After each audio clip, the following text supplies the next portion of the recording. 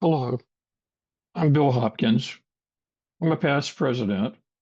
My term of office was from 2013 to 2015. Risky asked me to start off tonight's award banquet. Tonight, we're going to recognize organizations and individuals who advance our mission through volunteer service, communications, art, conservation, landscaping, writing, field work, public service, and lifetime achievement in the field of Texas native plants. These are extraordinary people who have done amazing things that champion our mission. For the past 6 years, I've served as chair of the contest committee, and it is my honor tonight to present the certificates for the winners of the photo, video, and chapter newsletter competitions. Okay, so while it's getting ready, I'll just go give you a little bit of information about the contest. So we've had a photo contest as a tradition for the symposium for a very long time, and in recent years we've it's been changed in format a lot. In the current format we have the photos, and actually the other entries, video and newsletter too, are all judged by a panel of judges on using a spreadsheet with various qualities. So it's we have about 10 judges, and um, so I think we're going to start with the photos, correct? And here's the a map showing the various ecoregions. As I said, there is we select a winner from each of the ecoregions. The photo must be not only taken within the ecoregion, but it also has to be native to that particular ecoregion to be a winner. So we're going to start with the Chihuahuan Desert. Let's see. The winner of the Chihuahuan Desert ecoregion is Austin Kelly.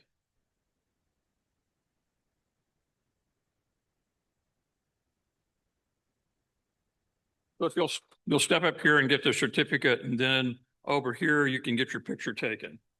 So there you go. Thank you.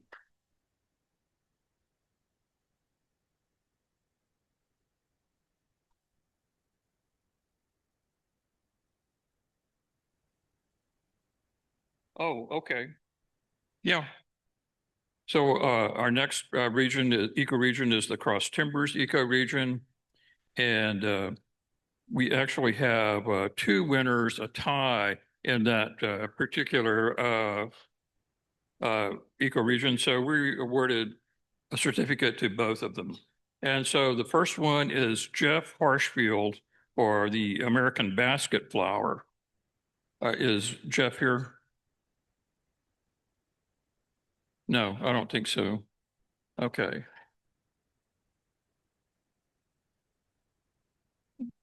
Yeah, he deserves a round of applause, even if he's not here. And then also Megan James is the also a winner. Is Megan here? No. Okay.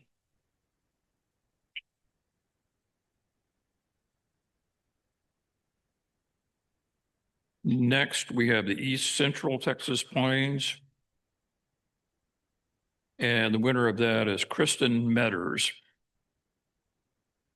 Butterfly weed. Kristen, are you here? No. Okay. All right. So got to make sure I get these in order. Okay. Next, we have the Edwards Plateau ecoregion, which was one of the more highly contested ones. And the winner of that is Byron Augustin for a photograph of Lindheimer Senna. No, not here. Then Gulf Coast prairies and marshes ecoregion.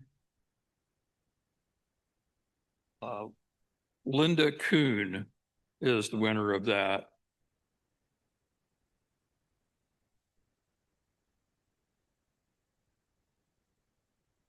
Okay. And then for the Southern Plains,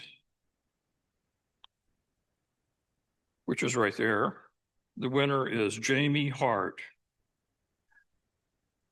for a picture of purple passion flower.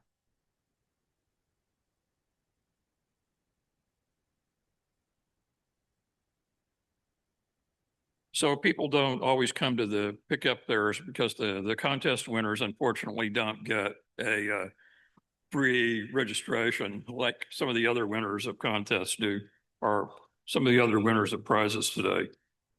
So I think Tom is here though. So Texas Blackland Prairies, the winner is Tom Lebsack.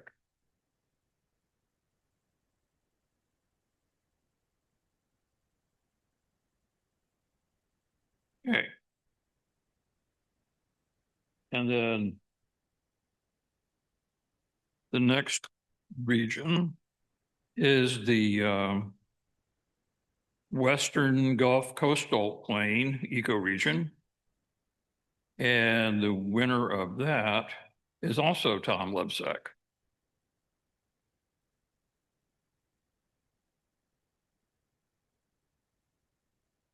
Okay, and I wanted to say that, yeah, here we are.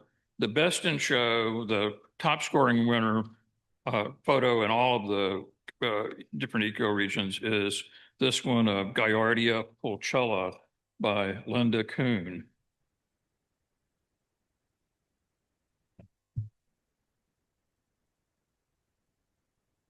So in all, we had about, I believe there were 85 photos that were entered into the contest,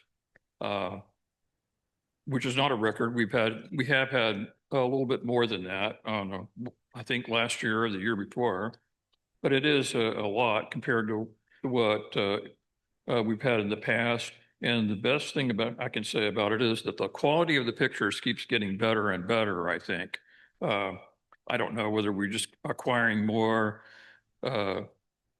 attracting more great photographers to be in NIPSOT, or whether NIPSOT members are just becoming better and better at their skills at photography or what. But the photos just keep getting better and better each year, I think.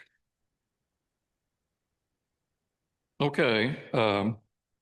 So I also want to mention that we also have a video contest and a chapter newsletter contest. And the winner of our video contest is from the South Texas chapter, Sean McCoshen.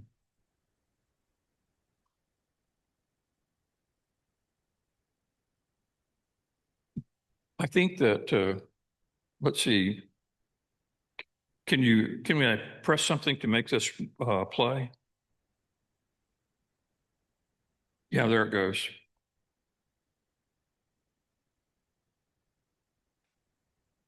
Nature needs our help to heal from the wounds we have inflicted. Some of the damage is devastating to see: destroyed habitats, pollution, and overall city development. But so much of the harm is easy to overlook, so it goes unnoticed. Non-native species, depleted water, and loss of animal populations negatively affect ecosystems. This has allowed our baseline for a healthy natural ecosystem to shift as well. To help nature heal, we have to do our best to understand what a healthy natural ecosystem is. We have to understand how landscapes shifted, the roles absent animals have on habitats, and how isolated pockets differ from connected ecosystems.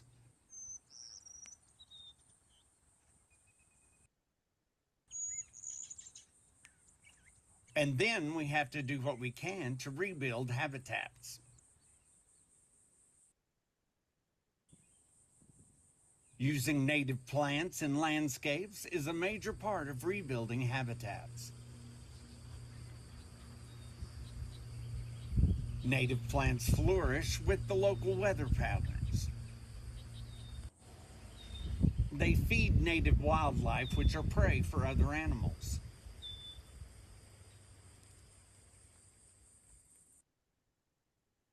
But native plants also evolved with large animals grazing, browsing, and bedding down.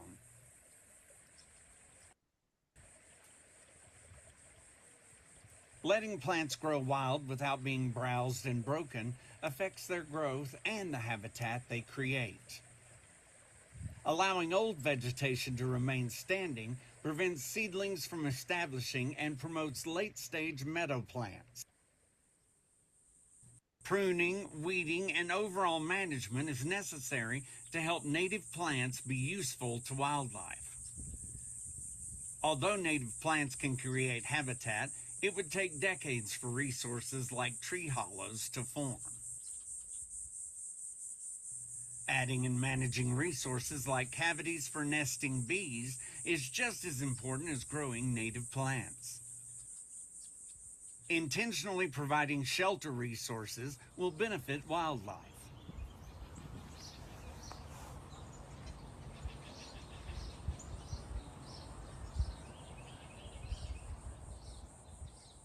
Turning landscapes with native plants into gorgeous, robust habitats that let nature heal.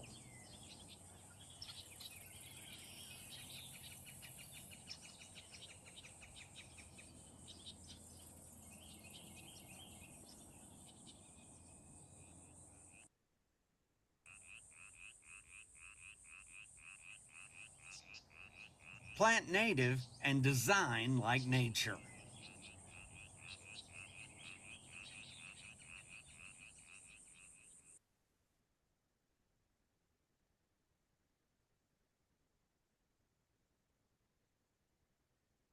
And I wanted to let you know that you can view all of the entries into the video contest at our YouTube channel, which the YouTube channel is also the place where you will be able to find videos of each one of the Nature needs our help to heal from the wounds that we we have have today. inflicted. And so, and it also has a lot of other short videos and Some of the damage is over devastating to see. 190 Destroyed habitats, pollution, and presentations that overall were city given at development. symposiums and at chapters. But So so much of the harm something is to, easy to overlook, a so it great goes resource to look unnoticed. for. So we have one other award in our Non-native contest, and that is species, the depleted water, newsletter and loss of contest winner. animal. And our uh, award for the best newsletter goes to the Clear Lake chapter, Nancy Saint. Is she here today?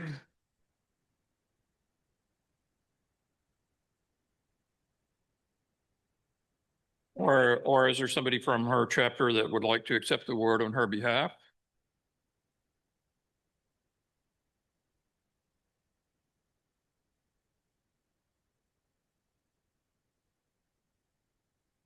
Oh,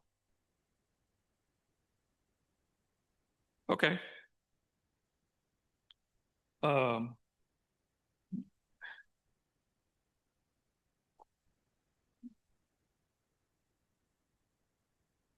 oh, okay. You took the long way to get here.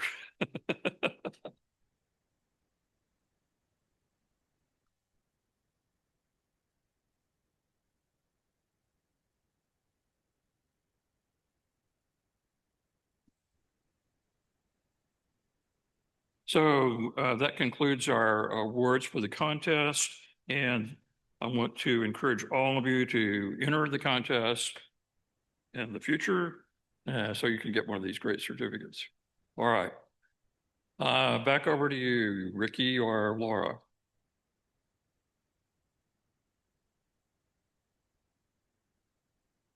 Oh, there he is.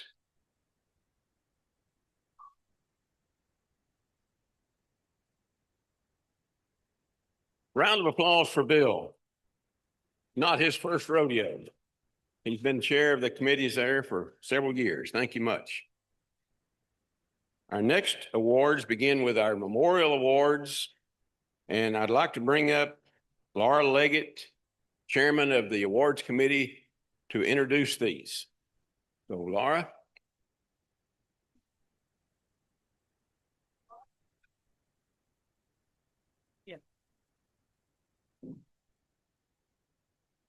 Okay, I have a few announcements before we start with the awards, actually. First of all, how about a big hand of applause for our Tonkawa chapter, the sponsor of this fantastic fall symposium in Salado.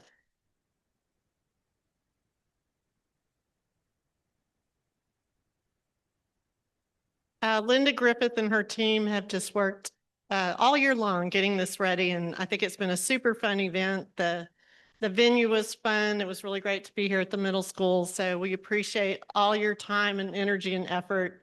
Last night was super fun too. So I don't think you can be chapter of the year again anytime soon, but you proved yourself with this event. So congratulations and thank you.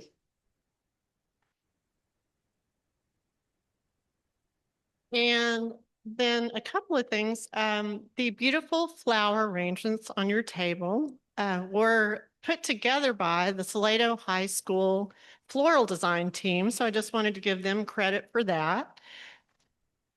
They were here this afternoon putting those together.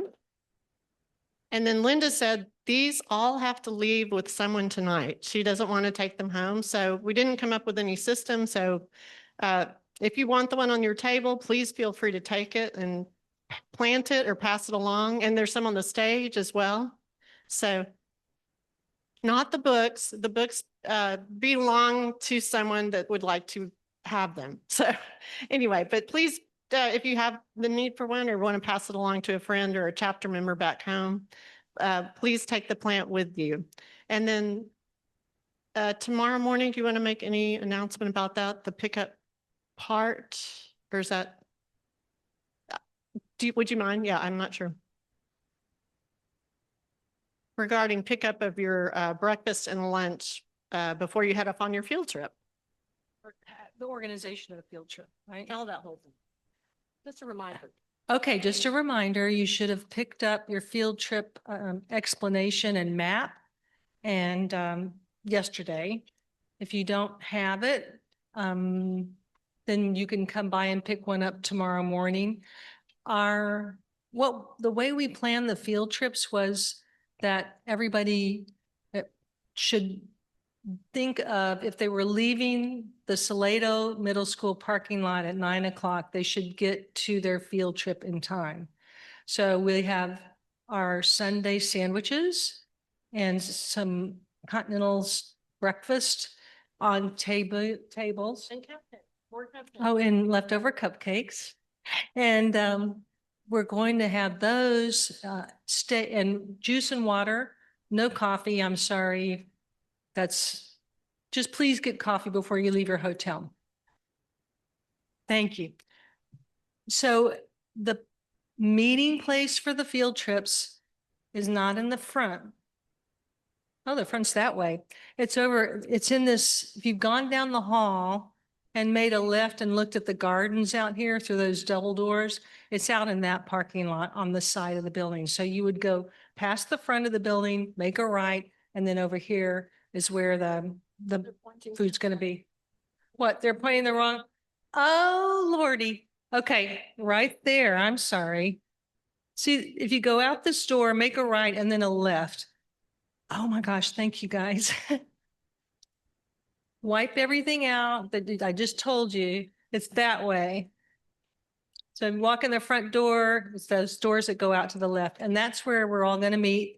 And then you'll leave from there to go to your field trip, and you'll get there in plenty of time. Meg, Yeah. Meg, it's Renata. Can we just note Berry Springs actually has a 10 a.m. start time? So Oh, that's later. right. There's one field trip that has a different start time. Thank you. And that's Berry Springs, and it's 10 a.m. And if you left this parking lot over here at 9 o'clock, you'd be a few minutes early because it's only about 15 minutes away. It's only about 15 minutes, right, Kathy? It's 30 minutes. So leave at 9:30 and go there.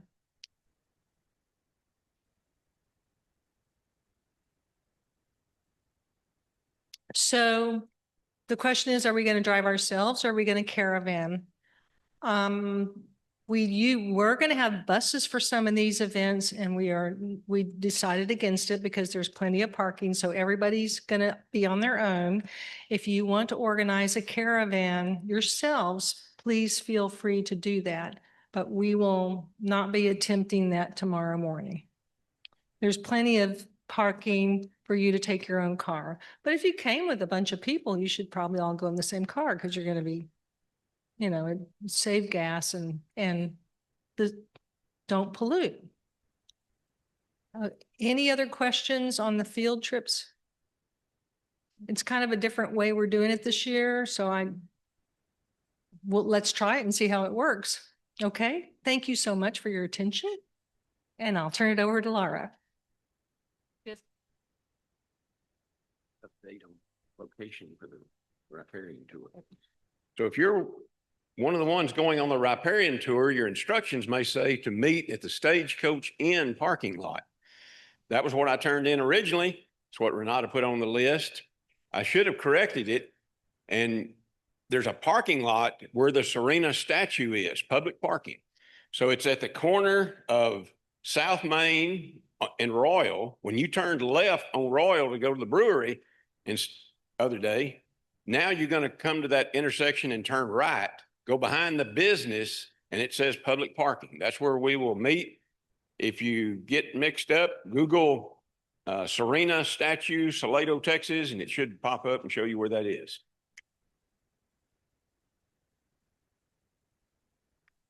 All right, so we are going to get started with our award ceremony. And recipients, what we're going to do is you're going to come up, is that stage right, I guess, from that direction. And I'll give you your award plaque here. And then you will make your remarks regarding your slides. And then you'll step, step down here. Not in front of the podium because there's this cord here that might cause a problem. So you'll step down there with your plaque and have your picture taken with Meg Inglis. So that's the procedure for tonight. All right, so I think we're ready to cue the slides. Oh, yes, I'm sorry. And Meg is reminding me the first three and after the first, if you'll kind of stage over there where Meg has the chairs. As you see your name about to be announced, that'll make it run a little smoother. So our first award this evening is the Native Star Award. And this is given for a specific act of conservation or public service in the field of Texas native plants. And this award was given to the Northside ISD in San Antonio, Texas, for their curriculum and instruction in elementary science department. And accepting the award this evening, thank you, I see it now, is Kristen Conrad on behalf of her team, including Amalia Sollers and Isaac Esquivel. So y'all are welcome to all come up to the stage together. It's a really amazing project they've put together down there. All right. And you y'all together. They're cool. Yep, okay, perfect. Oh, okay. And one over here. Okay. Okay, here we go. There you go. She'll do an action shot as well. Okay. We want to begin by thanking the Native Plant Society of Texas for recognizing the work of our department at Northside Independent School District. The three of us stand here today thanks to the efforts of those who came before us and started this work as soon as 2014. These people include Peggy Carnahan, who is here with us today and has been an advocate for science education and impacted many of our teachers and students. Mr. Kent Page, who initiated our environmental education program for the 5th grade students at Northside, which Isaac now leads. and Nancy Kreth, my predecessor, who dreamed big and encouraged curiosity and creativity.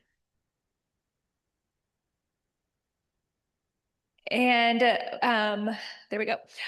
Project Acorn, which is short for Area Children Organized to Replant Natives, began from a desire to increase native plants in the San Antonio watershed by involving children and their communities.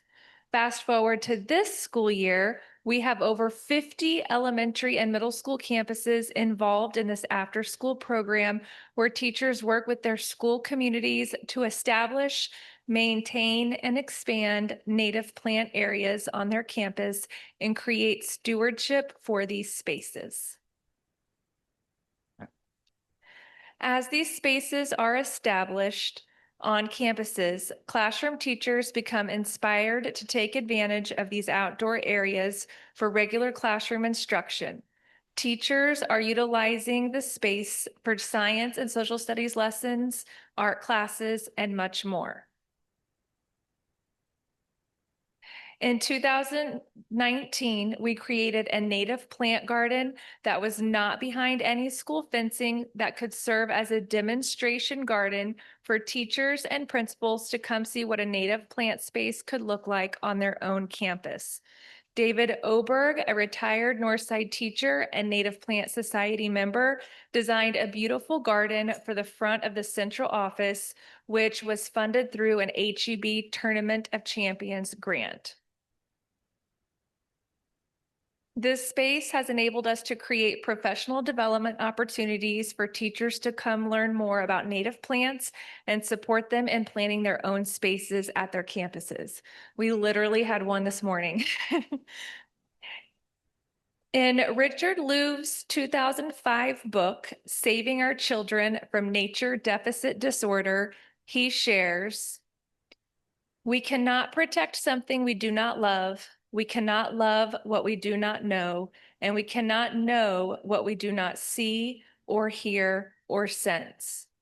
Much of our work now with the Project Acorn teachers focuses on this mission.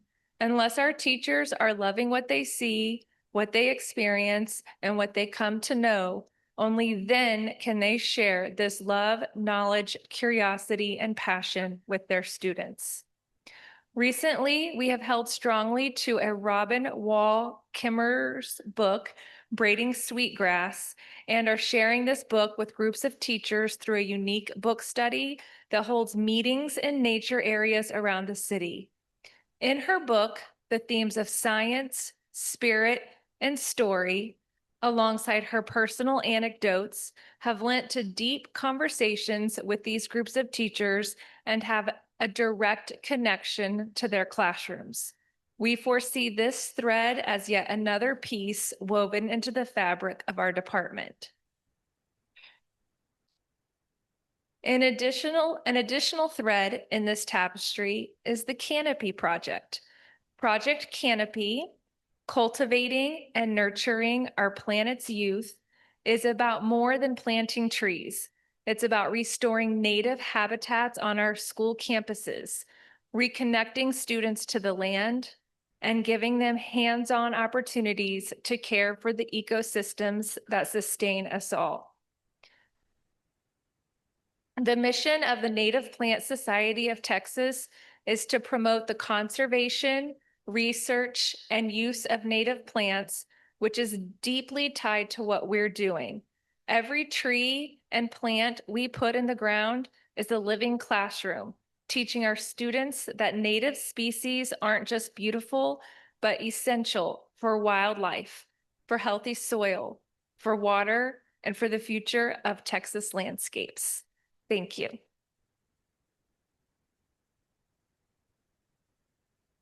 I think we've got to go around. I don't think we could start off with a more perfect award for the Teach for the Future Symposium than this. So wow, that is just amazing work working with teachers and your students. So thank you so much for joining us tonight and keep up the good work. Okay. So y'all watch your step. Congratulations. Thank you.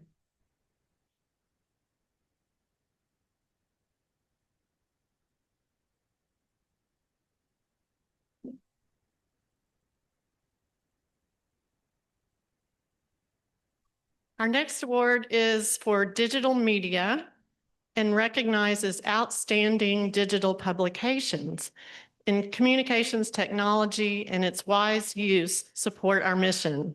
And tonight we award this to one of our own, our webmaster, Craig Dalton, for his amazing work these last few years in updating, modernizing, enhancing.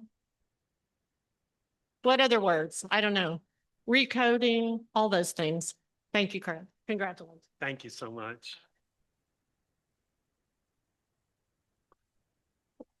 Well, I'm deeply honored and humbled by this. And, we have a slideshow that I can show, but I'm going to go off script a little bit. Yeah, just keep them guessing. So I could show you pictures of the website, but I got another idea. How many of you have been to the NIPSOT website and seen it yourself firsthand? See, look at all those hands. I really believe that life is a team sport. And the things that we've done with the website, the native plant database, the ecoregion maps, the propagation information, the list goes on and on. We've done a lot of cool things. But it's a team sport. Those were not my visions. A lot of what I do is bring your visions to life. I believe you all do the hard stuff. And I got the easy part, just making it look pretty on the website, So, but the off-script part, first let me say about the teamwork. What better team is there than a bunch of native plant people? Because think of it, we're all optimists. If you believe that native plants, are the future, you've got to be an optimist, right? We're facing some headwinds here, and I love you people so much because you're my people. We believe we can make a difference, and guess what? We can. And I'm going to show you how we're making a difference. I'm going to talk a little bit about that in my presentation. Haley showed us earlier today that the website currently is getting about 250,000 plus views per year. I looked at just this past 28 days, we had 52,000 people looking at our website. 52,000 people. Talk about making a difference. And 35,000 of those, we're looking at the plant database. So it's a big attractor for us. And I'm going to tell you in a little while what you can do to help us make those numbers go even higher. So stay with me here. But I thought I'd give you a little the speaker this morning did the David Letterman top 10. I don't have it packaged as a David Letterman, but here's some interesting other facts. So, our home. So if the native plant database got 35,000 views, our homepage, 13,000, a lot less. Interesting, isn't it? Now, our plant sale, how many of you are, I know most of you are participating in plant sales, but our plant sale page has gotten over 5,000 views. So people all over Texas are trying to find your plant sales right now. So keep me informed and we can keep your customers informed there. The ecoregion map that we keep showing, that's one of our top, we've got thousands of people that are looking at that map. That map is one part of our secret sauce, and especially when it gets down to the level 4s on the plants. I'll tell you a little, I'll reveal a secret today that no one knows. You're worried about me, aren't you? You're nervous. I'm enjoying this.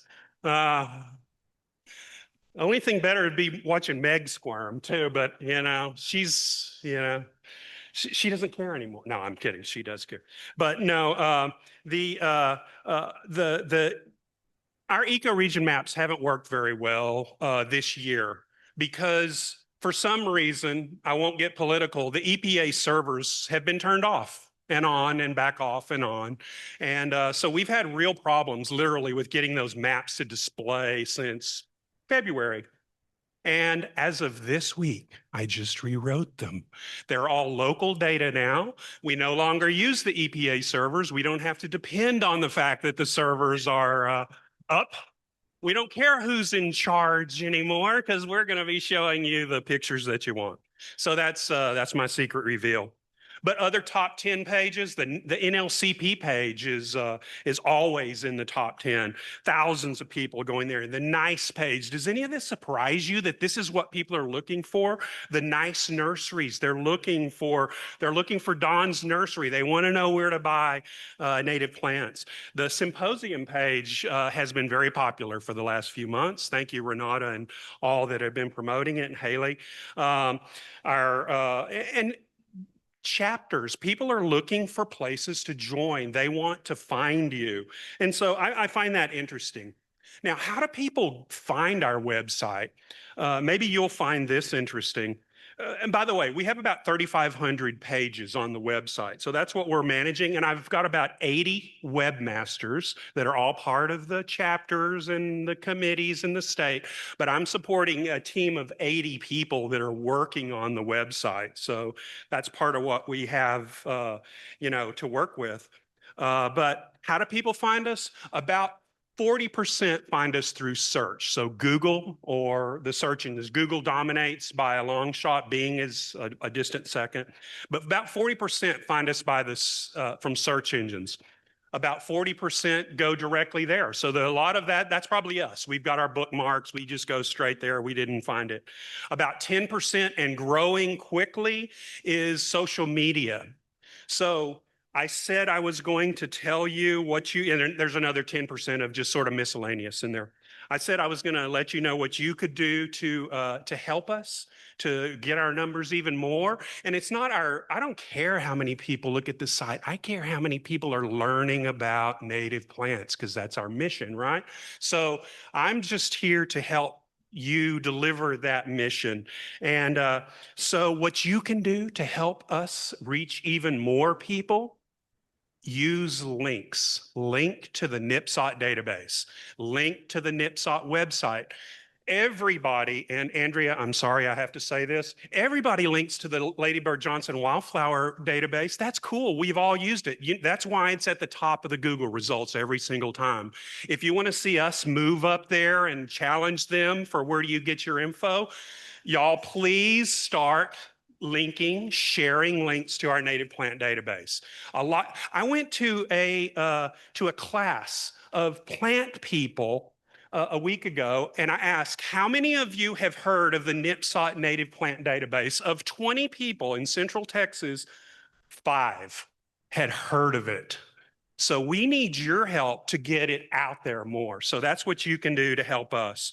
But finally, one other small thing that I've done along the way is we used to have a stat on the website, and we track these stats monthly. We understand the ups and downs of the traffic, springs and falls and all that.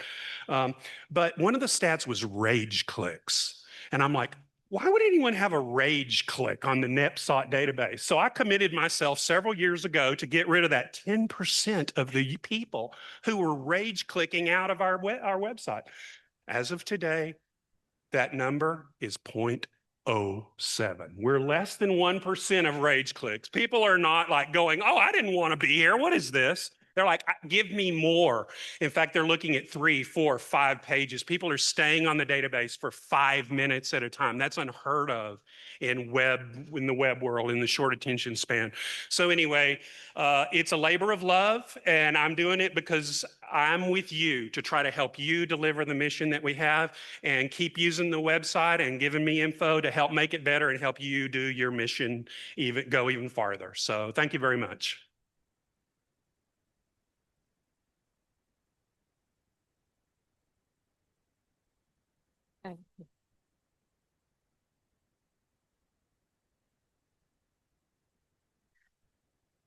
Our next set of awards are our memorial awards, named in the memory of NIPSOT members of the past that upheld a certain standard for their field. And it's a great honor to announce these awards this evening. Memorial awards this evening, yes. Our first award is the Mary Jo Laughlin and Eula Whitehouse Award. Is that right? Yes. And it is awarded for visual art that illustrates, interprets, or promotes Texas native plants. And our winner this year is Samantha Melvin for her Fleeting Landscapes public murals that have been on display in Round Rock, Texas.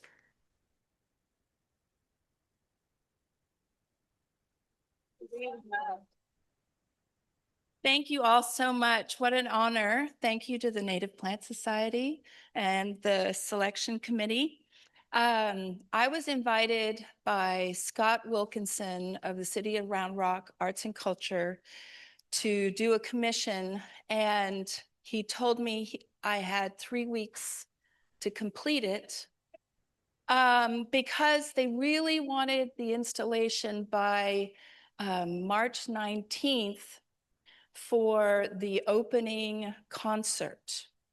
Well, I found out at the end of, well, mid-February, and I'm a painter and a printmaker, and we hadn't even talked about the subject of the murals. But you'll see on the image to the left, that is actually the finished installation, and I'll describe the process. So I pitched the idea, okay, well, I would love to focus on native species of plants. I love the botanical. I usually talk about the intersection between humans and the environment, nature in particular. And I thought, okay, I will focus on the native plants region around Round Rock. Well, I had no idea. Born in Michigan, I consider myself a native Texan by choice, but not by birth. But I thought, okay, I'm going to focus on the native plants, but I had no idea what I was diving into in learning about the Blackline prairies and the devastation of that acreage across millions of acres and how we've depleted that by crop agriculture and development. I'm speaking to the choir here. But I had no idea. And so I did a lot of cross-researching and checking different species, and I focused on tall grass species and also wildflowers. But the way I do my work is I do printmaking at Flatbed Press in Austin, and I focus on monotype.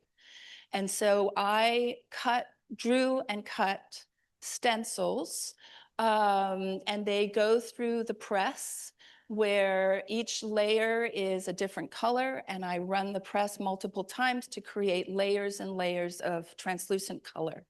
And I work on mulberry paper predominantly because I love the translucency and the idea of being able to hang the panels up and actually see through them or see the imagery on either side. So anyway, for this project,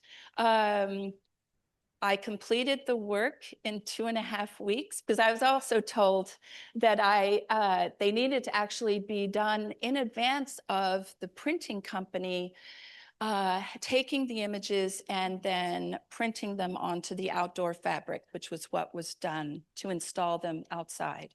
So this was part of an outdoor installation in Preet Plaza next to City Hall, and got all of that done.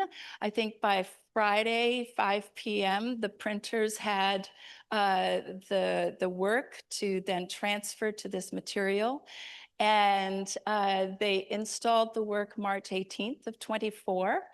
And they had the concert the next night. Where with the backdrop. So you can see on the left-hand side, those are the 7 panels. So the originals were 60 inches by 22 inches for each panel. And they were enlarged to 12.5 feet by 4.5 feet. So they're very large pieces. And I was told they'll be up for a year, but actually they just came down. So they were up for a 1.5 years. Such an honor. And then on the right-hand side, those are the original monotype prints that are hanging. They were hanging in Taylor, Texas for an exhibition in Taylor. And I currently have a show. It's actually coming down tomorrow. It's the last day in Austin at Lincoln Penn. And the next slide shows a few of those pieces. Two of them are on Reeves BFK, which if you're a printmaker, it's a lovely heavyweight paper. And then on the right-hand side, and those are monotypes, and then the one on the right is a series of lithographs that I completed, focusing also, of course, on the native species. Thank you so much. And also, Craig, thank you so much for all the work that you've done on the website, because I went back and forth and I linked all of the plants that were in the panels back to the website for the Round Rock Arts and Culture with the whole history of what has been going on over the last 150 years to that region, with connections to all of the entities. There are many organizations all the way down south of San Antonio, all the way up past Denton that I know of in Texas, who are doing work to preserve the Blackland prairies. So thank you so much.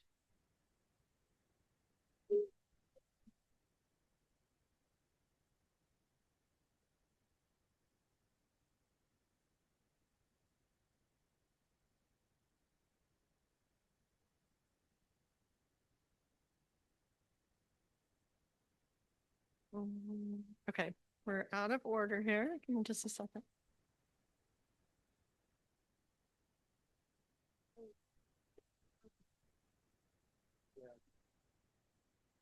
Oh, that's right. Sorry, that's right. Sorry, confusion. Okay. The second award, Memorial Award, is the Shirley Lusk Award. Shirley was a founding member of our society. She attended the first meeting during Wildflower Days at Texas Women's University in April 1981. Shirley led many botany walks throughout North Texas, and her memory glows bright in our society. The award is for collecting and preserving Texas native plants for public education by providing an outstanding contribution of herbarium vouchers. And our winner this year could not be with us, Kelsey Wogan. She lives out in Alpine, lucky Kelsey. And yeah, her specimens are at Sul Ross State University in Alpine. So next time you're out there, stop by and see them. And she says, thank you so much for the honor. And we congratulate Kelsey on the award.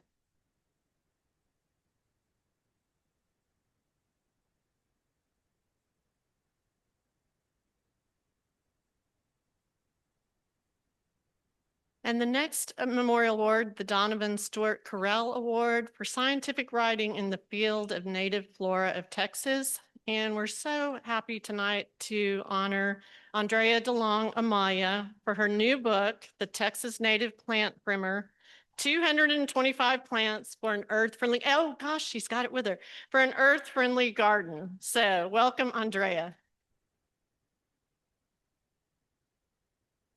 Thank you.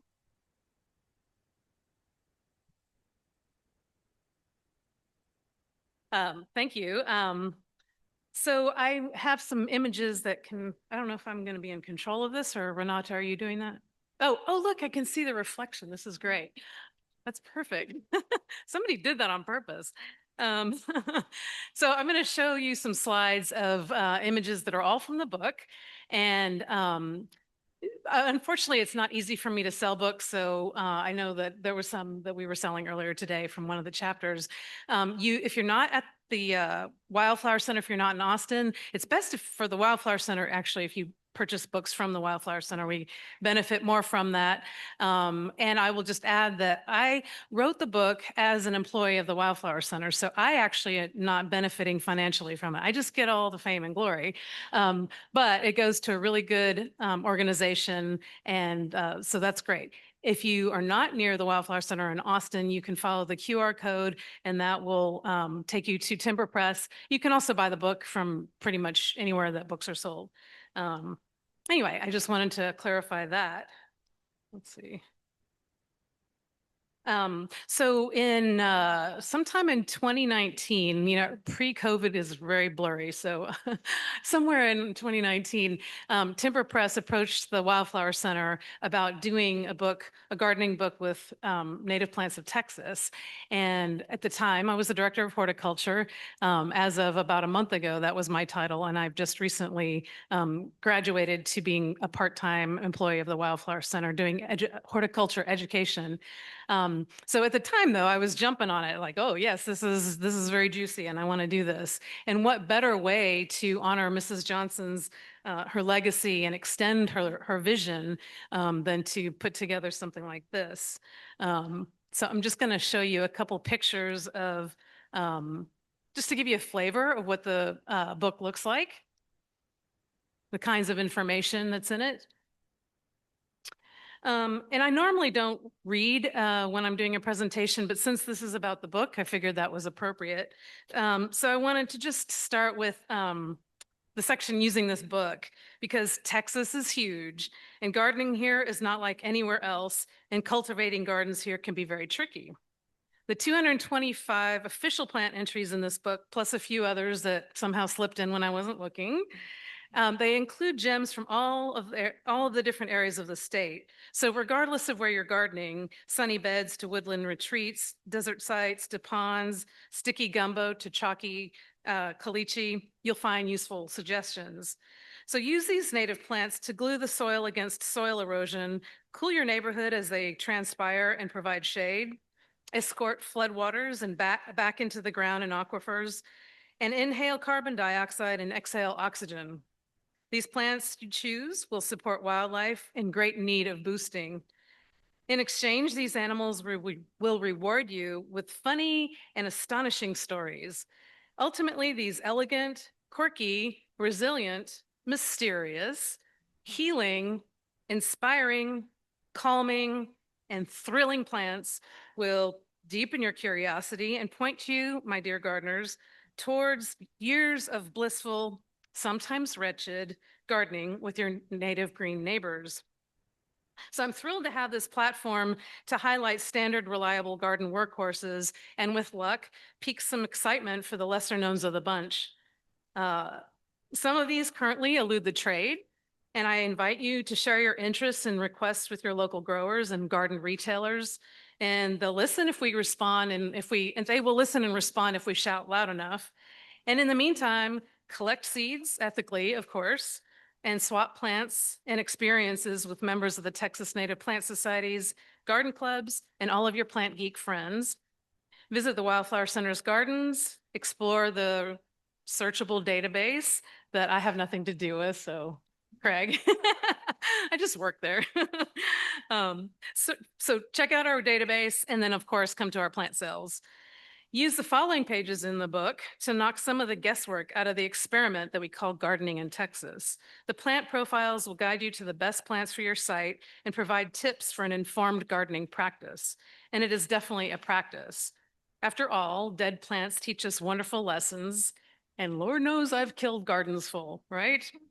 So, I'm not going to read to you the acknowledgments, but that's also often the part of the book that nobody reads, but it's really important. And there are just so many people and things, nouns and pronouns that need to come together to make a project like this book happen. And I didn't realize how much I really was going to rely on people to help with that project. So please read the acknowledgments. I have more pictures too. Ooh. These are all different examples of some of the images that are in the book, including a lot of pictures that were taken by volunteers. A lot of the plant images were taken by photography volunteers. I'm very grateful for that.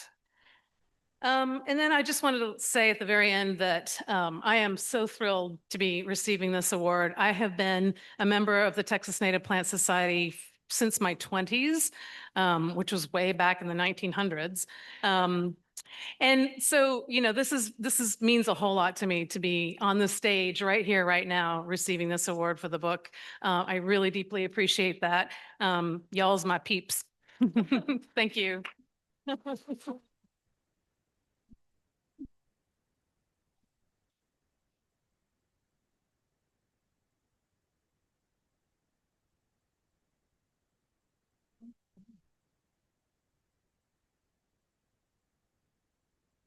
Our next award honors our founder, Carol Abbott, who founded the society in 1980.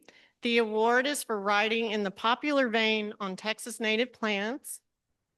And again, we get a chance to honor one of our own this evening. The award goes to Lindsay Townsend for outstanding service as magazine editor of our quarterly publication, Texas Native Plants.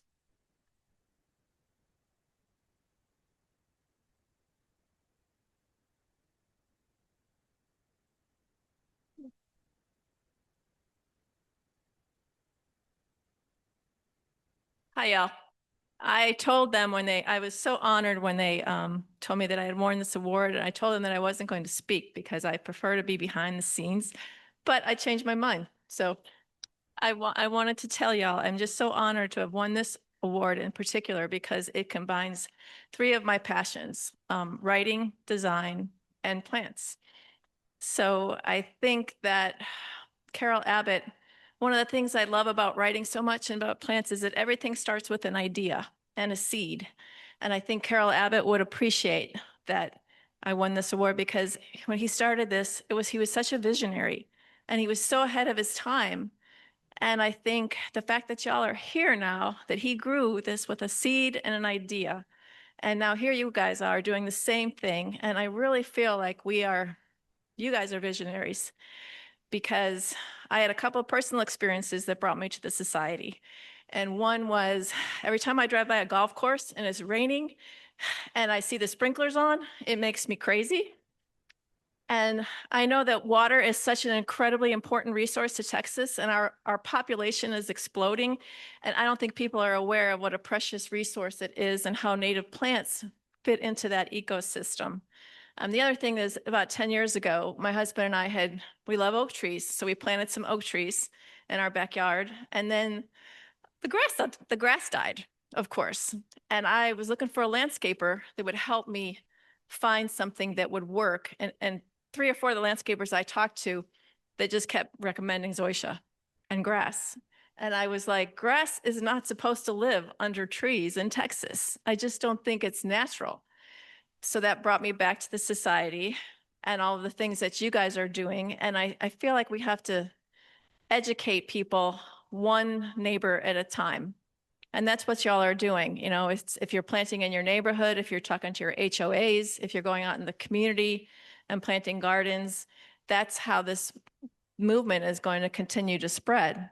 So I encourage you to please raise your hand if you planted something this year in your garden or in your community.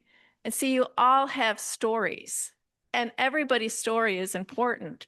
And everybody's story, one story that you tell might change somebody else's mind and heart and give them the idea to, hey, I can go to my HOA and I can talk to them about this, right? And I just think that that is how this movement is going to continue to grow. And please send your ideas and your stories to the magazine. We could not do this without you. I mean, you guys are the material. And Tanya Davidson, I thank so much because she came in and made the magazine a beautiful thing. So and everyone at the society has been lovely and so encouraging. Craig and Meg and Laura, they're just wonderful people to work with. And I so appreciate giving me the opportunity to take this magazine to another level. So thank you again so much. I'm deeply honored. Thank you.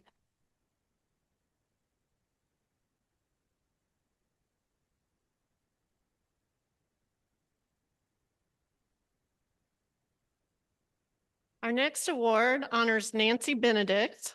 Nancy was society president from 1983 to 1984 in the Dallas area.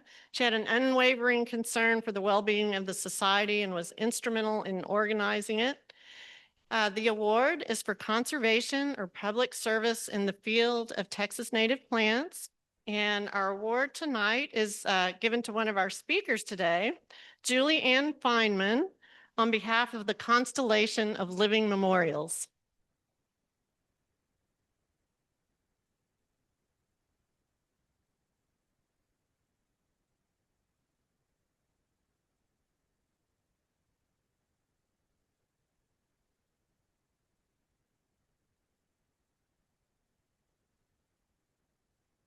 Well, it is truly an honor to be standing here on behalf of a sea of a team, multiple teams, as a matter of fact, that has made the constellation of living memorials what it is today.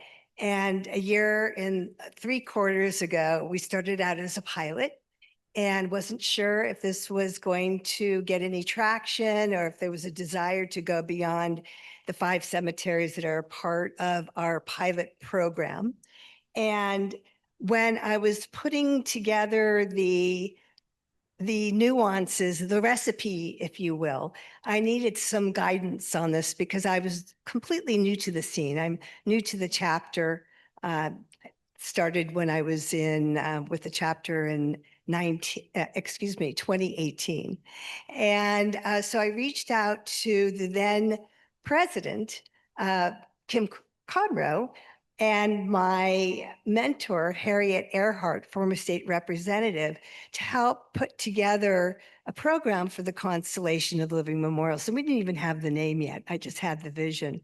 And so we just are recently featured in The Advocate, telling our story. So the QR code is there if you're interested in reading a little bit more detail about how we began. And this was the impetus to creating the movie poster. I call it the Constellation of Living Memorials movie poster. When I saw this image on the Texas Historical Commission's website, it actually 5 years ago said 50,000 cemeteries, not 15. And they changed it because they were going through corrections with their website and they wanted to be I think more true to the numbers at the time, because it's really hard to calculate a historic cemetery, because how you define a historic cemetery is when it becomes 50 years old plus. So being able to capture those metrics is really quite difficult.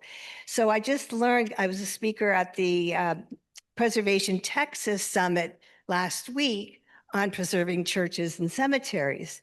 And the folks from the Texas Historical Commission came up and they changed the 1/3 of the 15,000 Texas cemeteries to 2/3 of these cemeteries are neglected.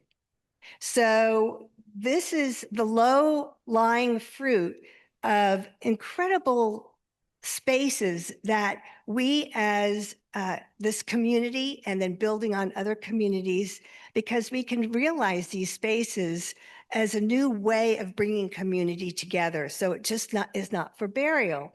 It can be for gardening and learning from each other and building community and having opportunity to tell stories and have art and poetry readings, and it can go on and on. So we're reimagining the use of historic cemeteries in this way.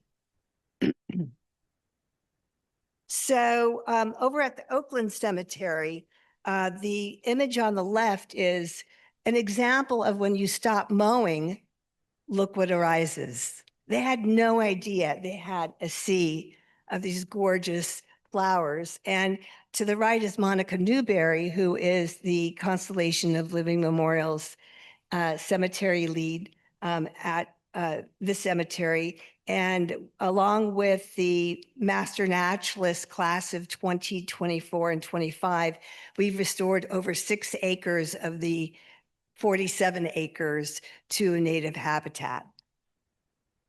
And I also want to mention that when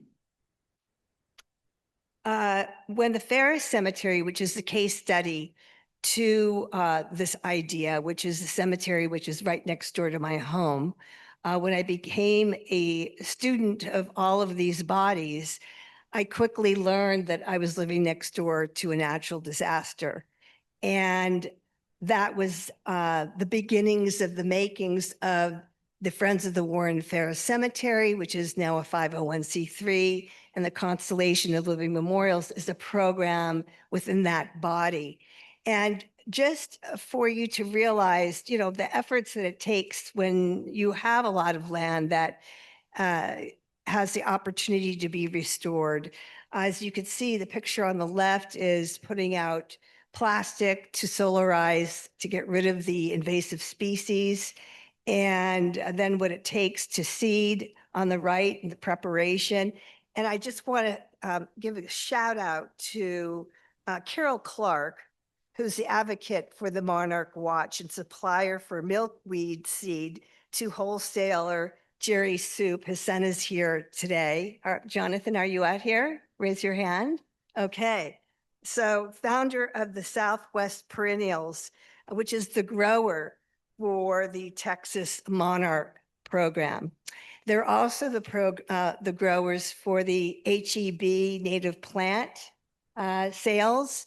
And this year, I just learned from Jonathan that they have beaten their expectations, and they're growing faster than they can possibly imagine in this department of now growing native plants because the demand is there. So that's very exciting. Thank you for taking on this big task. And so moving on.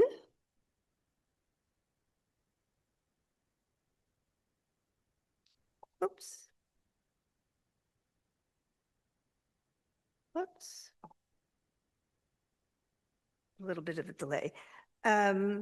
So we also have a program for children through the Texas A&M AgriLife 4-H department. And what's really exciting is our Petri dish happens to be in two parts: the indoor educational component, which is at the Inspiration Vision Compassion Center Food Bank in District 5 of Dallas, which is probably the most underserved and most needed community, not only in Dallas, but in Texas. So you can imagine the needs that need to be supplied in this community. The outdoor component of our program is across the street at the Albert Carver Cemetery, which is a remnant cemetery of just the Carver family. And so the kids have the opportunity to learn indoors and then to go out and see what they learned indoors in real life, real time practice. And last week we had Chris Freeman and his team, he's a land surveyor, to teach the kids how to survey the land, where to find the lowest point, because we're going to be designing a rain garden. So if there's any masters out here that are in the Dallas area that know how to design rain gardens, we need you. So please come find me. So the students and their parents, they sit in the class, and their parents are leaning in just as much as the children are. So that's very exciting. So here's some more imagery of all the activities where we also, we're very inclusive. We also include the master naturalists, the master gardeners. You could see on the far right, a young student who is an Eagle Scout who built the native plant library in the Ferris Cemetery, and the kids as young as 5 years old coming out to the Oakland Cemetery. This young lad's name is Oscar, and he loves coming out to help pruning and whatnot. And we also have students from the Zanger Elementary School across the street from the Ferris Cemetery. The teachers bring them over. So this is where they have an outdoor experiential opportunity to have an outdoor classroom at the Ferris Cemetery.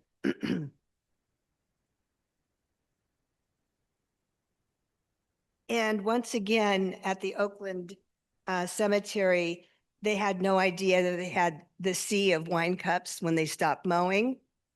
This is obviously something that they're going to keep carrying on for generations to come. And the scene on the right is what that prairie looks like since it's been reseeded, which happens to be a mass grave in the early 1900s. There's a meningitis outbreak. And so there are no markers, no information about that. So this is our way to memorializing those who are buried in this space. I also want to mention that we were lucky enough to be featured on the cover of the New York Times last year because we were featured in the Dallas News, and that led to the writer learning about our practices. And that led to the University of Maine reaching out to us saying, we want this for the state of Maine. Can we work together and create a guide? And I said, absolutely, just as long as if you don't mind creating the template for when other states follow in your footsteps, it will be easy plug and play to put in that information. So we spent 5 months, once a week, on the phone together, working on this guide. So you can check it out. It's online. And by the end of this year, I'm now working with Matthew Orwatt, who's Texas A&M AgriLife Extension Agent, for creating the guide for Texas. And I would love to invite any of our constituents here in this room to participate in the makings of this and claim our authorship on that guide. And I also want to mention we are creating a endowment for this work to continue long after we're all gone. And it's very exciting that we've received our first $100,000 to open the endowment at the Texas Historical Commission.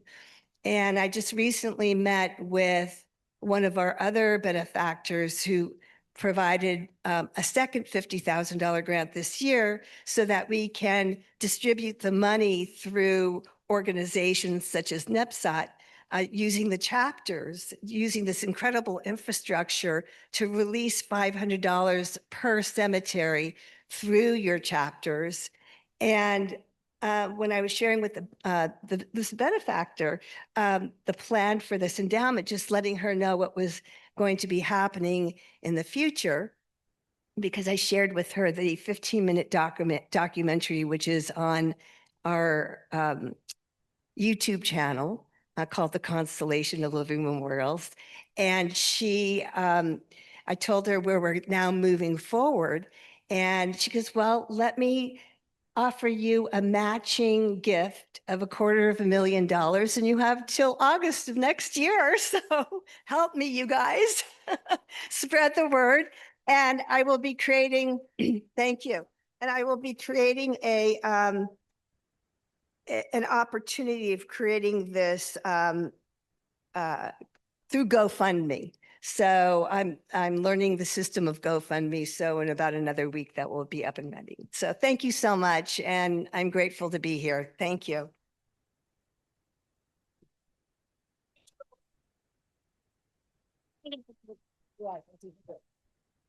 Watch your step there. Another great example, I think, of teaching for the future. And I love the tying the history of the cemeteries to the future generation of kids and parents that live nearby. That's a really special project. Our last memorial award is named after Lynn Lowry. He was a horticulturist in Houston, a leader of the native plant movement in Texas, by simply starting to use native plants in his landscapes and encouraging others to do the same. And I came up with some more research about him. He had a fascinating career. He really did. So the award is for horticultural achievement in the field of Texas native plants. And our winners this evening are Donald and Melanie Gerber for their Central Texas Native Plant Nursery Pollinatives in San Antonio, Texas. And Melanie was not able to be with us this evening, so Donald's accepting.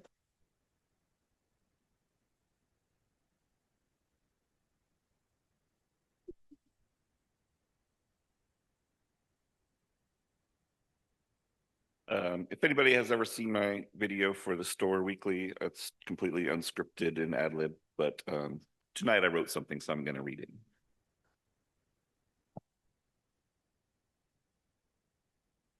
I'm honored to be here and receiving the Lynn Lowry Memorial Award for Horticultural Achievement. But first I have to thank my wife, Melanie. There she is. She had to stay and run the store all by herself today, which says a lot about the kind of partner she is. She may not be the plant person in this relationship, but without her support, encouragement, none of this would have been possible. I do believe in a God who can guide your path in life. And looking back, it's hard to imagine that pure chance is what brought all the right people into our lives at just the right moments. Quick story, we had not fully committed to opening the store yet. And I was in master naturalist training on a field trip one time and chatting with my friend Marjeska and a casual conversation about my idea for a nursery. And she says, "Oh, you should meet my boyfriend." That boyfriend turned out to be Michael Eason, the state botanist for NIPSOT and a founder of a little thing called Texas Flora. Turns out he knows a few people and made some introductions. From that connection, both Michael and Marjeska have become wonderful friends and invaluable resources, and they're just one example. There have been many people along the way, several of them past winners of this award. When Laura called me to let me know, I looked at the past winners and I was like, I know that person, I know that person, I know that, I met this person. So many great names, and I'm honored to be among them.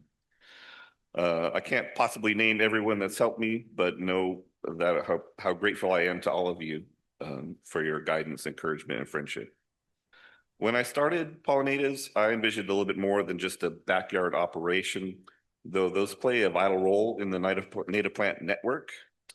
My goal was to create more of a proof of concept to show that native plants can succeed in the mainstream market, that they're not only resilient and beautiful, but also just as desirable and marketable as traditional landscaping choices. I'm proud to say that vision seems to be catching on. We were featured in Lawn and Garden Retailer magazine. More exciting to me, there's been several large wholesale grower operations who have reached out to me because they want to learn more about native plants and how they might incorporate those into their own business model.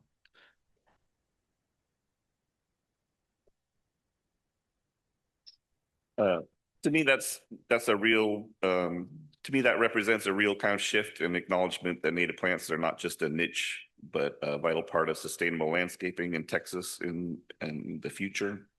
But I want to circle back to those small growers for just a second. At Pollinators, we buy plants from the largest commercial growers, but also from the tiniest backyard nurseries. These small operations are essential if we're going to maintain the diversity and availability of Texas natives.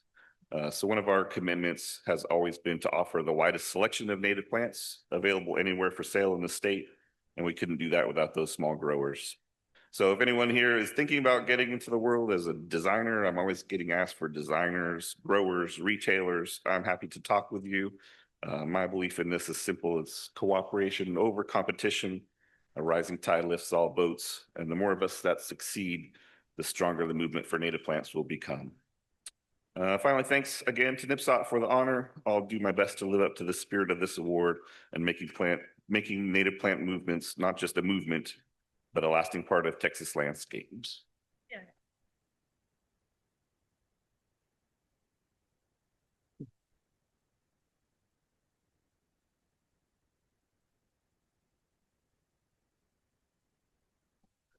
Got it.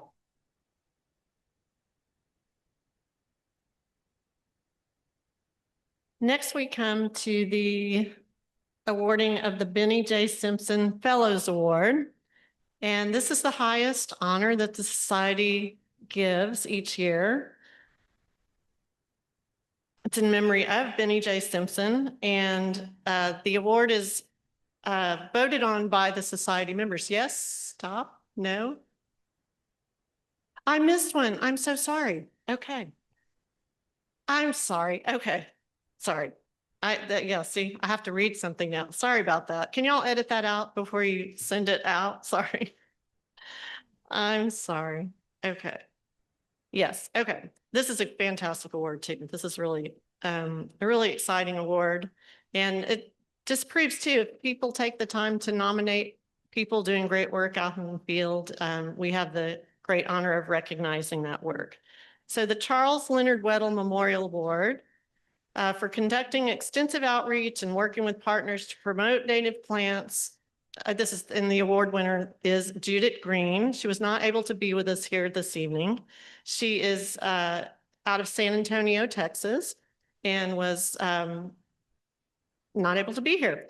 Her career spans over 30 years with Texas Parks and Wildlife. She was one of the first urban wildlife biologists in Texas, and she co-founded the Texas Master Naturalist Program, which started in San Antonio. And she's also the author, a contributing author to the Texas Wildscapes Gardening for Wildlife brochures and web pages. And she sent us some slides, and I'm going to read a few remarks that she wanted to share with us. So again, spent most of her 37-year career promoting native plants in various ways, first as a wildlife technician in East Texas, and then as one of the first urban wildlife biologists again. With 85% of Texans living in urban areas, many property owners, as we know, are disconnected from their land and lack the knowledge of how to manage it. Her challenge was to engage small and large landowners to retain their native landscapes and replant natives if missing on their properties while sharing the many benefits in doing so. Let's see. Okay, next slide, please. And then again, one of the other challenges, as we all know in this room, Texas is 95% privately owned. And so it became apparent early on that additional help was needed to get the word out to conserve valuable places. So with the help of some San Antonio partners in 1996, Judith and others co-founded the Texas Master Naturalist Program, creating the first group of natural resource trained volunteers in the state, which was the Alamo area chapter. The program model spread across Texas and became a statewide program in 1998. To date, this is an amazing statistic. Almost 17,000 volunteers have been trained in the 49 chapters that now exist. And for the, yes, let's give a hand to the Texas Master Naturalists. Absolutely. Absolutely. We collaborate with them on so many projects, and many of us are members of all the organizations. So it's really exciting to give this award to someone that was there at the beginning. For the past 28 years, Judith has served as an advisor to the Alamo area chapter and has helped train and instruct several chapters over the years. She's been a mentor and an advocate of many projects, often working alongside volunteers too. Next slide, please. Over the years, Judith has helped to create and design many native plant demonstration gardens, often with the help of Master Naturalist volunteers, as well as outdoor classrooms at schools. We know how important those are, and has been part of many initiatives that benefit communities while engaging all ages, helping to connect people back to nature. And lastly, she wanted to share that she is truly humbled and honored to receive such a prestigious award from the Native Plant Society. She states that she's always advocated for native plants because I believe they are the foundation of all else that thrives within our beautiful landscapes. Thank you from the bottom of my heart to all who nominated and selected me for this special recognition. So congratulations to Judith, and she will receive her plaque, and we look forward to seeing a picture of her holding her plaque. So thank you.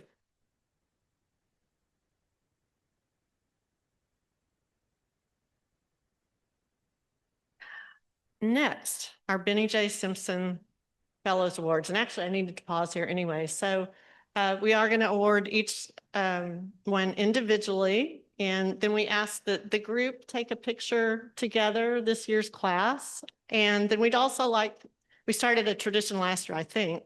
All the previous fellows winners that are present tonight, we'd like to have a group picture of you as well. And actually, let's take a moment and have our existing fellows, these are new ones. If you're here, if you're a fellow, please stand up and let's acknowledge you again for your work.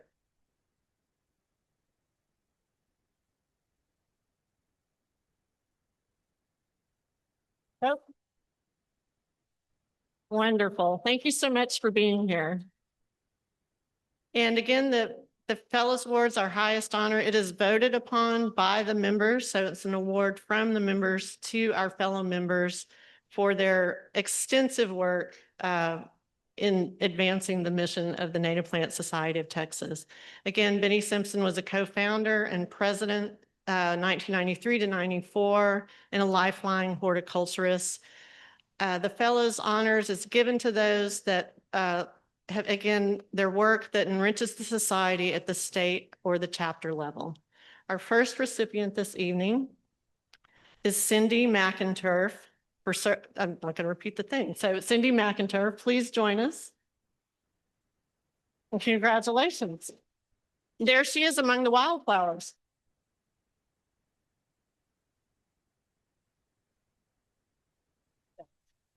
And Cindy is with the Dallas chapter.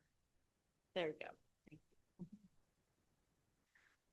First of all, I'd like to say thank you to all of those in my chapter, those who started it, those who resuscitated it back in the day, those that are currently giving me a break, and all those who nominated and subsequently voted for me. Special thanks to Rosa Finsley for introducing me to native plants, and to Carol Feldman and Gail Calley for nominating me for chapter president back in the day. I sincerely thought I'd have more gray hair when I was presented an award, but that just means I have many more years left to contribute. So thank you.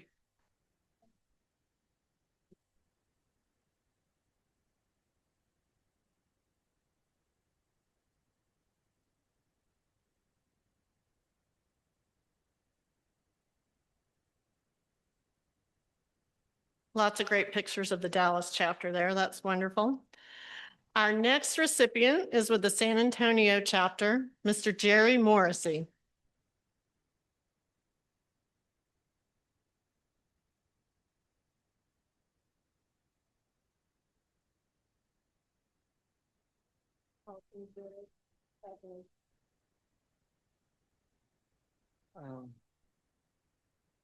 I don't really take many photos, so I had to get Haley to pull some stuff from things we've done in the San Antonio area, which is really a theme we've had here. We all work together to do it.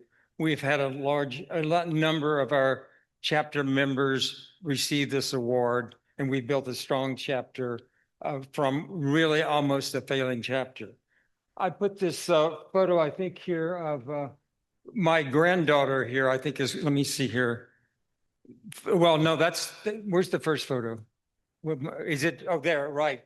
This is the granddaughter who took this photo here of me. And really one of the stories that I like to tell is that we have an inherent connection with nature. When I was helping my son and daughter-in-law, when my granddaughters were 6 months old, I took them out inside when they were crying, and to a tree, a native tree, mountain laurel, and almost immediately they quit crying. So we all have it. It's our kind of our responsibility to be passed along to this kind of love, and especially now with people getting so little of nature itself. So this is why I put this in, and right now I'm encouraging them to get out and dig in the soil with me and do it with me. Actually, kids love to do that. They love to come see me versus other grandparents because I get out and they dig in the soil and they can make mud and things that their parents won't let them do. So that's why I've heard so many great ideas about working with the schools and everything. We should need to also work with our own, kids for sure. The second slide, I think, is what here. Well, this is a story of, we do plant sales. Almost all of our groups do plant sales. This is a plant sale that we do in the spring with this San Antonio water systems here, and in which we do our sale that way. And it kind of I wanted to put that in to illustrate my story. I grew up on a farm. I was 6 years old. I was using chicken manure on a garden with my mother. People stopped on a hillside in Travis County to see my brother's beautiful flowers. They would specifically stop for that. And on our birthday, the Neothera speciosa, the buttercup or whatever you would call, would be blooming. We had a couple hundred square feet of it, because we were on a farm. So Uh, Basically, when I moved, I was out of state for 15 years. When I came back, I fell in love with Amelia Blue Sage in a rural road in northern Bexar County. And I started getting involved in growing salvias, a lot of them not native from Mexico or whatever. And so I was introduced to the Native Plant Society when one of the members asked me to do a presentation on salvia. And that's when I joined. And from there on, every organization hits a low. So sometimes we were up to 5 to 10 members showing up. And basically from there, we built a very, very strong chapter in that. And one of the things that I like to tell stories is that the plant sales had kind of disappeared in the San Antonio chapter. It was doing botanical gardens. So that was one of the things I wanted to do, was to get that started. So I chose a day in 2009 in late March that I thought should be okay in terms of weather, and invited former mayor and the mayor to come and talk about environmental issues. Also invited all the other environmental groups that were in San Antonio. It hit 35 degrees, 20-mile-an-hour wind. So one of my favorite things I say for a long time was, he called up and says, "Jerry, this is pretty nasty weather. Are y'all canceling?" And I said, "No, we're not canceling. We're waiting for you to come and speak." So I told them, we're tough folks, and the master naturalists were there, Audubon was there, all the other folks were there. So I basically, from there, we built a strong relationship with Phil Hardberger Park and had sales there. Joan Miller ran those sales for a long time, and now we're working with SAWS. So let's see the next slide then. I think it's an outing slide. I've been an outings leader in the Sierra Club for 50 years. So to really stay connected with nature, you need to be in nature itself. And so we're showing some things here, some outings and stuff. One of the things, really, one of the most memorable outings I ever had was, I was in Nashville, Tennessee, living there, and I went to a state park about 30 miles away. There's a beautiful plant habitat there and stuff. And so I was expecting 5 or 6 or 7 people to show up, and people kept coming and coming and coming. So there were 21 people that actually ended up came in on that beautiful spring day because of their love of native plants. And guess what? Those 21 people were all women. So that should have been my message that I found here, is the leadership of the Native Society in San Antonio and here.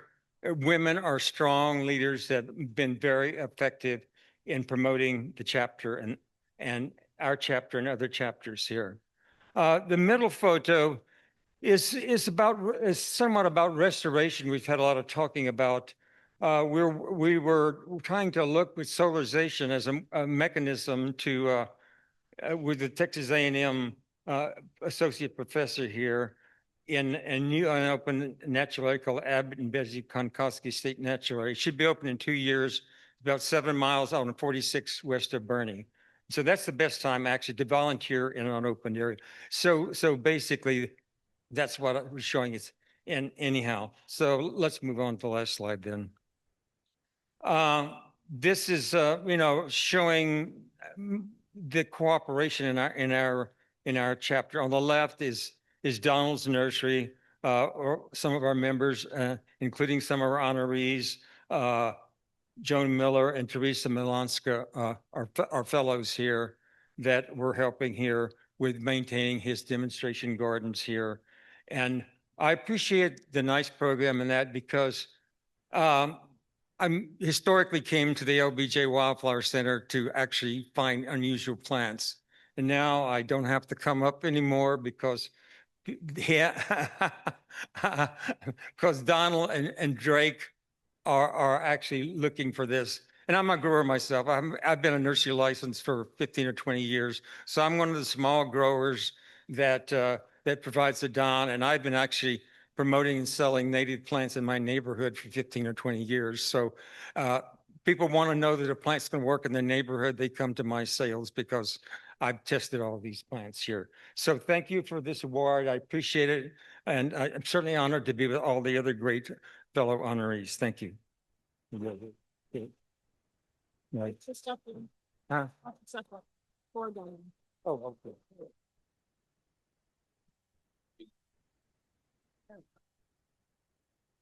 All right, Meade, LeBlanc, please work your way this way. This next award is the President's Award, which is not awarded annually. It's not a reoccurring award. It's good. Go ahead. Okay. Yeah. Are they here? I didn't think they were here. Yes. Oh, that's right. Yes, I'm sorry. All right. Okay, that's okay.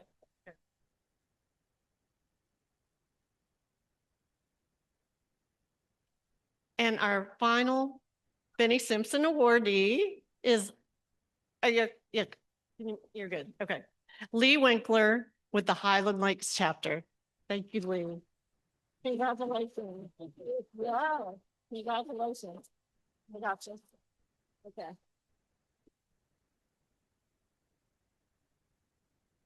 Good evening. Need to back off. First of all, I would like to say a heartfelt thank you to all the members of the Highland Lakes chapter for nominating me for the Benny Simpson Award. I was overwhelmed when they told me I was one of the 3 people receiving the honor. And I'm amazed and well, just amazed.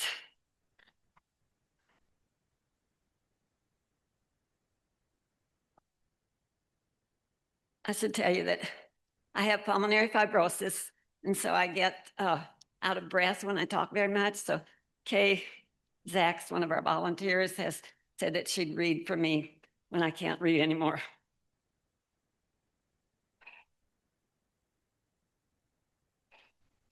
I do want to say that I believe in native plants and how important they are to sustaining and protecting our beautiful environment that God has given us to live in. I'm thankful for native plants for all they do to sustain and protect the native plants in Texas.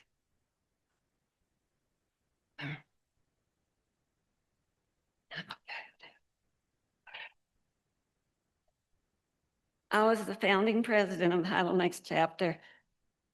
Our first meeting was in February of 1998. The president of our Georgetown chapter was our mentor, and he helped us with our mission statement and bylaws.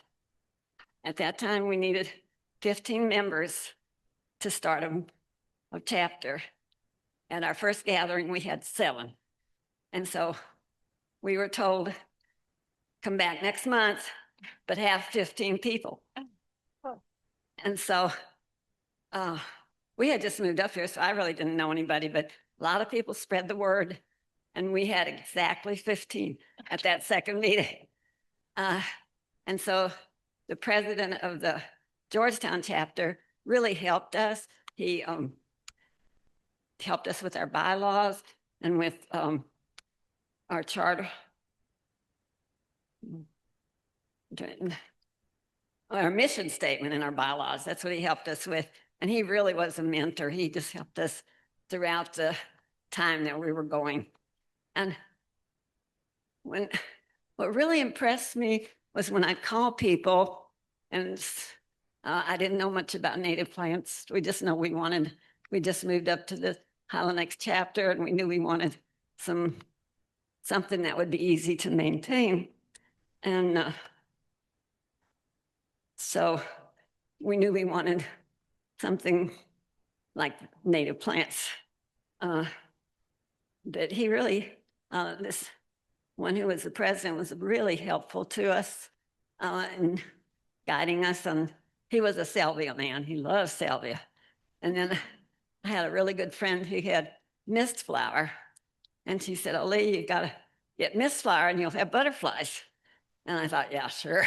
But we did. I mean, we have the most wonderful group of butterflies. And people that come to our house will say, oh, I want some of those. Well, of course, they grow so abundantly that we've given them to so many people.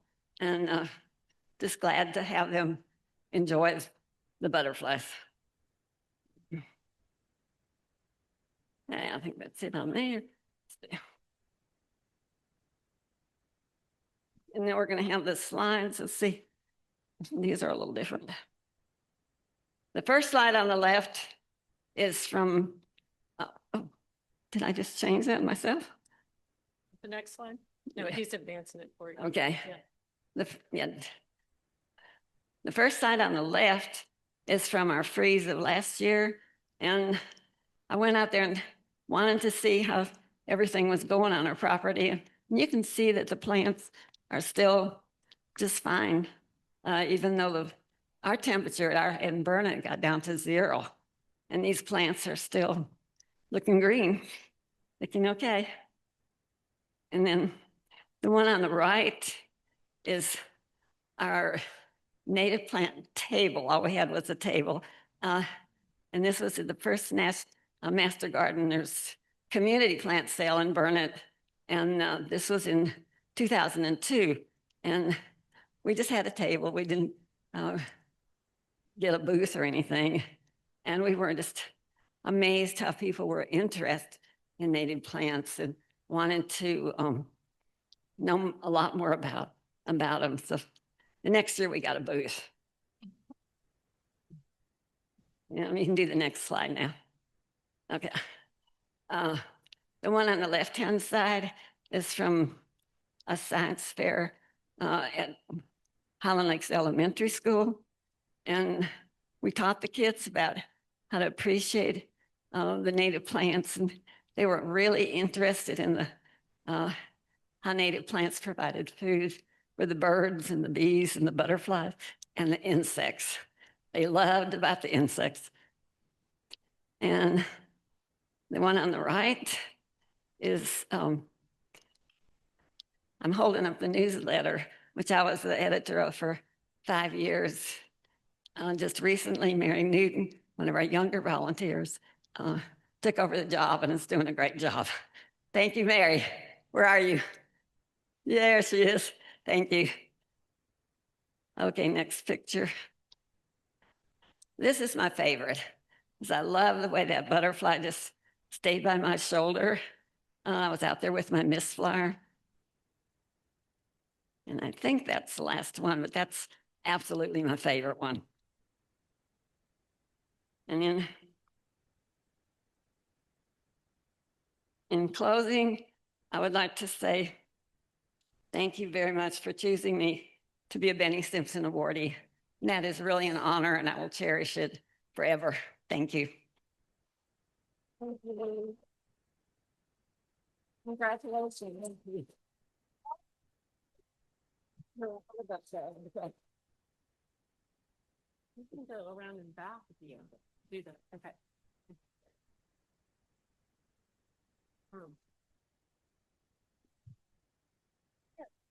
We'd like to have a few more. Okay.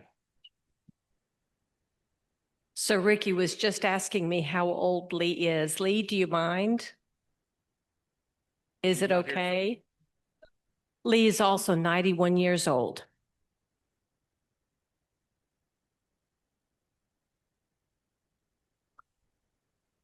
And I call her our little Energizer bunny, because literally in the application, in the nomination, which Mary Newton put together, who has taken over as the newsletter from Lee. Lee has done some position in our chapter from the very start until just a year ago. So that lady has kept on going and kept on going and kept on going.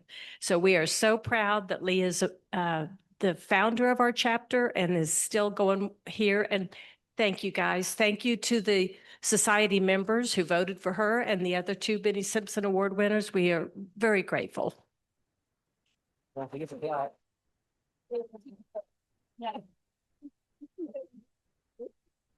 We can only hope we're that active when we're 91. Our next award is the President's Award, which is not awarded annually. It's not a regularly recognized award, but it awards special service. So Meade LeBlanc is the recipient of this year's President's Award. Meade is ending her 2-year term as Vice President of Finance. And without a moment's hesitation, when we had a vacancy for Vice President of Chapter Liaison. Come on. She stepped in dual roles for about 6 months. She's been doing both jobs. So if you're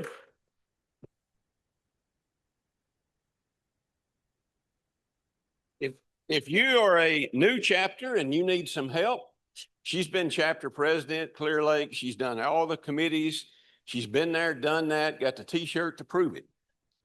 So call on her and she will certainly help you. And we certainly appreciate your service as VP Finance and chapter liaison, which she will be for 2 years.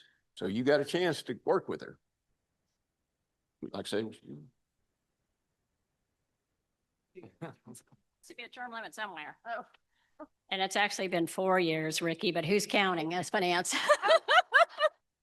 But I'm an accountant, so I do count things, and I am a little more comfortable with numbers than words. But I do want to say thank you so much to Ricky for selecting me for this award. And I also want to say it's been such a pleasure to serve under Ricky's outstanding leadership in this past year. And I want to make sure we give him a round of applause. And I guess I'm just kind of addicted to volunteering. I would look forward to continuing to work with this fantastic group of people. Thank you again for the award. They're going to come back. I think they're taking her picture. Okay. Here's yours. There you go.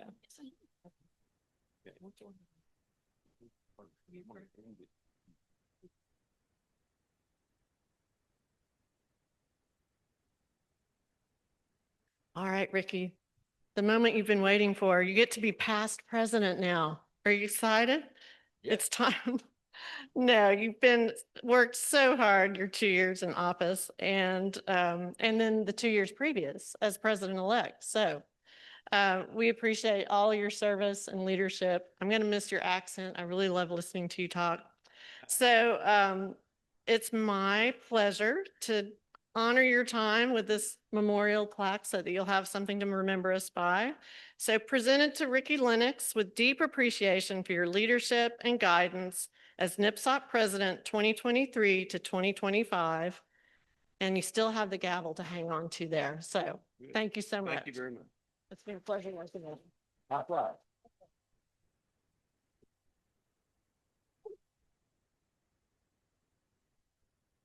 Now, I thank y'all. And you're going to like working with Laura. She's full of good ideas, a lot of energy. Good things are going to come to the society.